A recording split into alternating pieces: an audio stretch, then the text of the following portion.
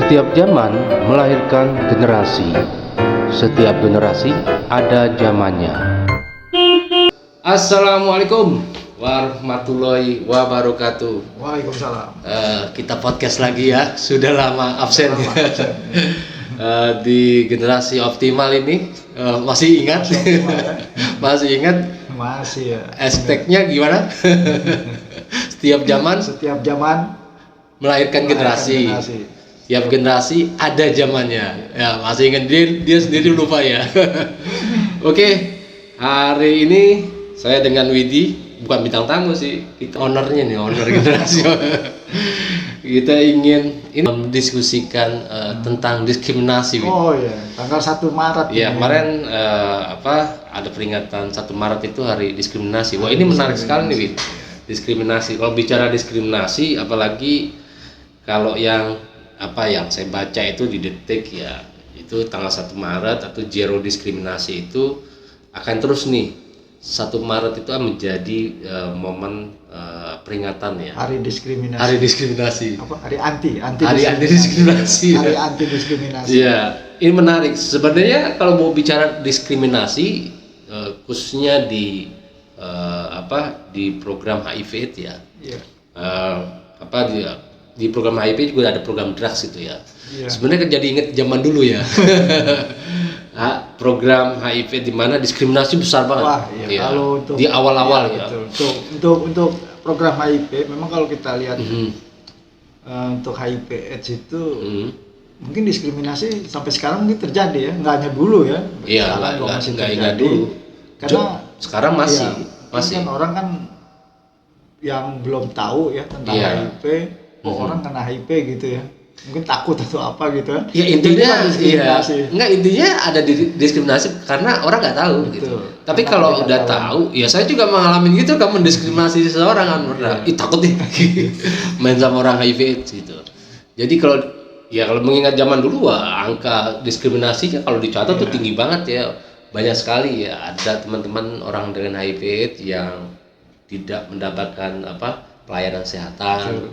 Sampai ada yang kalau megang pasiennya memeriksa pakai tisu. Iya.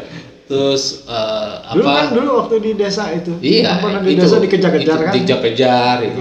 Bukan orang HIV-nya, petugasnya juga didiskriminasi. Oh, jangan deketin itu karena itu nanti dia mainnya sama orang HIV/AIDS. Itu zaman dulu ya. Ya, ini membacakan lagi nih. Tapi sekarang mudah-mudahan berkurang lah ya. Saya pikir semakin banyak orang endorse tentang pencegahan itu akan menurun stigma. Kira-kira tahun 2003 Indonesia menjadi negara yang kata Peter Piot ya, Direktur UNAIDS dulu ya, datang ke Kerawang waktu itu. Dia sempat ngobrol, kita sempat tanya itu. Dia bilang gini, Profesor Peter Piot, Indonesia itu hampir sama Asia yang lain tuh, kayak seperti Filipina atau yang lain. Waktu 2003 itu masalah diskriminasi tinggi sekali. Banyak orang nggak bisa masuk, bagi mereka yang HIV positif nggak bisa masuk pelayanan kesehatan, bahkan juga dikucilkan. Kalau mau bicara tentang diskriminasi ya, teman-teman di Jakarta juga mengalami juga. Ada seorang dokter, ingat nggak, rumah sakit dekat Gatot Subroto. Ya kan? Pernah ada kasus. Pernah kasus ya, karena ditegur sama manajemen gitu. Karena dia memberikan pelayanan pasien HIV/AIDS itu. Bahkan dia mau dikeluarkan tuh dokter itu ya. Itu banyak sekali di ruang layanan kesehatan, apalagi di masyarakat. Katanya bayinya keluar robot. Kata masyarakat ya, nggak ada yang mau deketin rumahnya karena takut dengan HIV positif. Masalah diskriminasi Indonesia tuh ya, menurut kacamata lu tuh gimana sih ya? Ya kalau dalam konteks tadi yang HIV/AIDS itu. Iya. Ya kalau kita lihat trennya kan mungkin orang udah teredukasi, kan banyak yang sudah melakukan edukasi nih dari tahun 2000 sampai sekarang kan. NGO itu kan atau LSM kan nggak berhenti-hentinya melakukan edukasi. Udah banyak ya. Kemudian juga bisa diakses di media sosial banyak tentang edukasi tentang HIV/AIDS. Dan kita berharap sih menurun ya, tidak ada lagi yang diskriminasi terhadap orang dengan HIV/AIDS ini.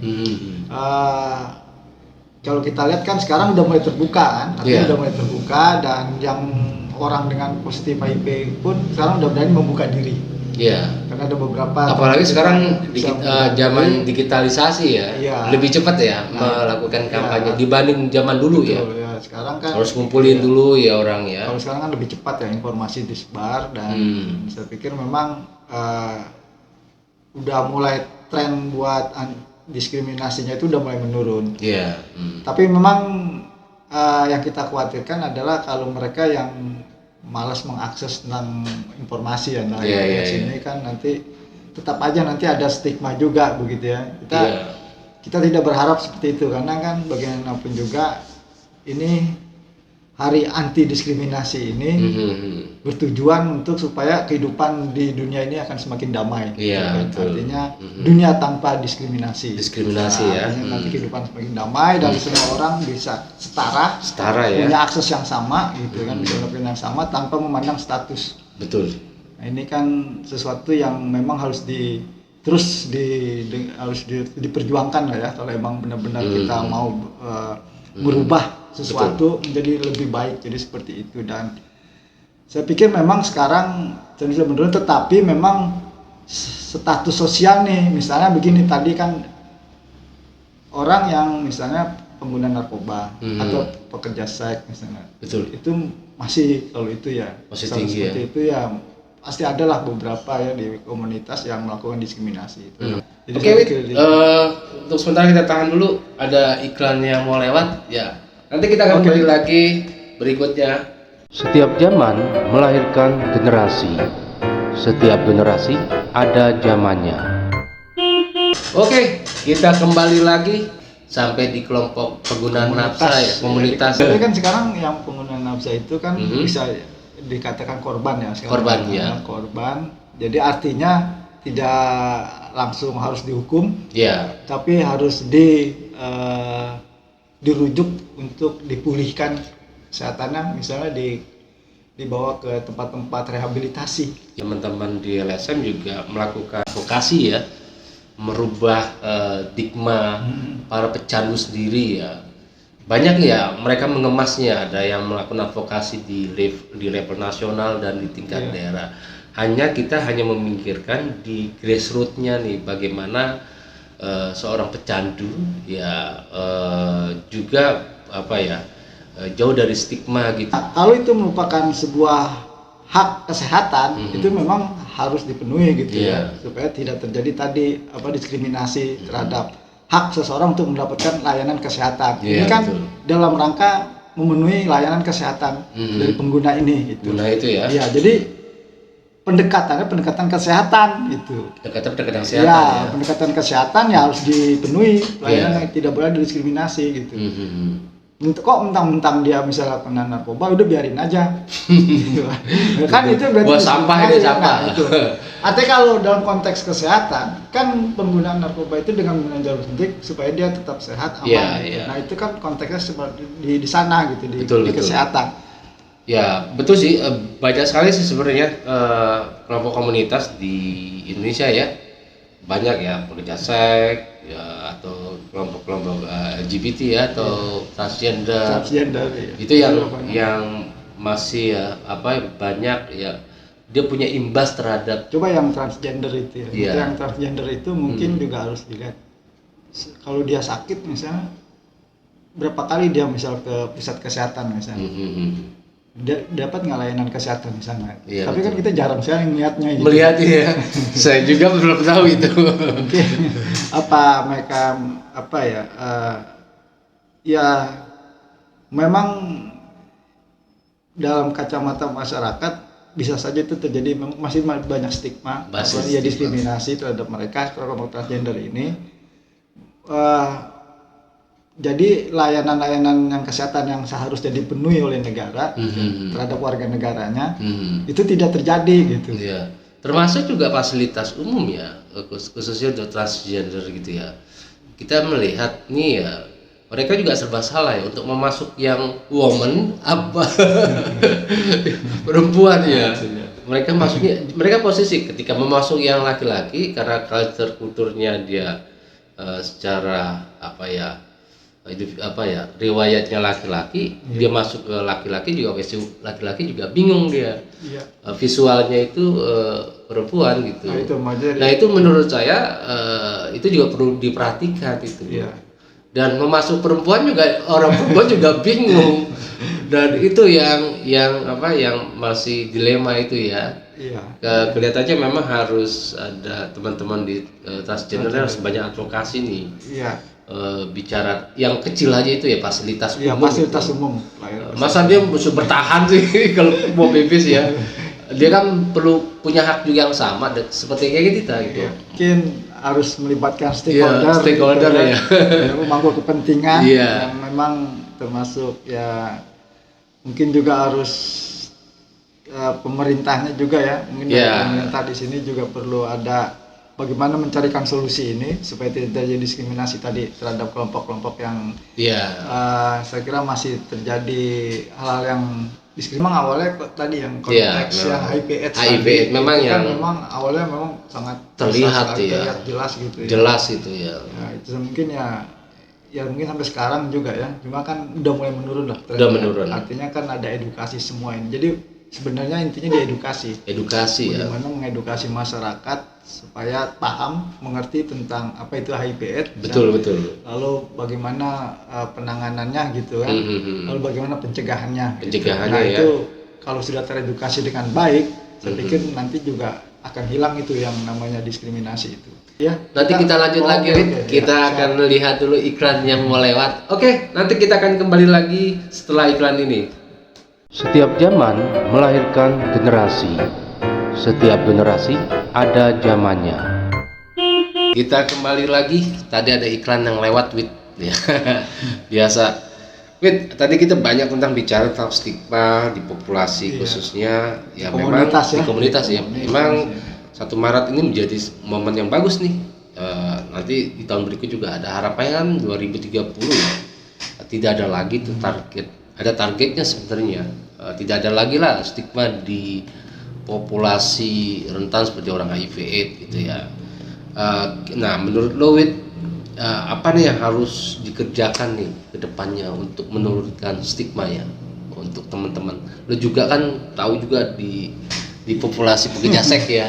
Iya, kalau di komunitas-komunitas itu ya, komunitas transgender, pekerja seks, narkoba itu memang kerap kali terjadi diskriminasi. Dan memang kalau kita lihat kan begini, kita kan di masyarakat itu melihat dari sisi yang berbeda ya. Itu dari sisi yang berbeda, mungkin dari pandangan sosial, budaya, agama, itu kan pasti mempengaruhi persepsi masyarakat terhadap komunitas-komunitas ini gitu. Itu pasti gitu ya, persepsinya yang tadi yang dimiliki oleh masyarakat itu karena ada faktor tadi sosial, agama dan budaya itu ya. Jadi agak berbeda memandangnya. Nah, memang seharusnya harus diberikan sebuah pemahaman tentang sisi-sisi dari sisi yang berbeda gitu. Misalnya faktor kemanusiaan, hak asasi manusia, kesehatan digunakan ya. Nah, itu harus dilihat di sana gitu. Jadi tidak hanya dari sisi kultur, dari sisi sosial, dari sisi agama, tapi ada sisi lain dari kesehatan, dari hak asasi manusia, lalu kemudian dari hak-hak warga negara itu juga harus selalu diperdengarkan gitu ya. Artinya harus selalu digaungkan gitu bahwa